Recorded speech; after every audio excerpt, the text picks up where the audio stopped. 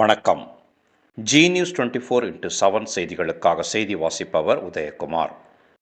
நெமிலி மத்திய ஒன்றிய திமுக சார்பில் மத்திய அரசை கண்டித்து கண்டன ஆர்ப்பாட்டம் நடைபெற்றது. ராணிப்பேட்டை மாவட்டம் நெமிலி மத்திய ஒன்றிய திமுக சார்பில் 100 நாள் வேலை வாய்ப்புக்கு மத்திய அரசு உடனடியாக நிதி ஒதுக்க வேண்டும் என்ற கோரிக்கையை வலியுறுத்தி மாபெரும் கண்டன ஆர்ப்பாட்டம் நடைபெற்றது. இந்த ஆர்ப்பாட்டம் கைத்தறி மற்றும் துணிநூல் துறை அமைச்சர், ராணிப்பேட்டை மாவட்ட செயலாளர் ஆர். காந்தி, மாநில சுற்றுச்சூழல் அணி துணை செயலாளர் ஆர். வினோத் காந்தி ஆகியோரது வழிகாட்டுதலின் பேரில் கீழ்வீதி மற்றும் நாகவேடு கிராமத்தில் நடைபெற்றது. இந்த கண்டன ஆர்ப்பாட்டத்திற்கு நெமிலி மத்திய ஒன்றிய திமுக செயலாளர் எல்.ஜி.சி. பெருமாள் தலைமை தாங்கினார்.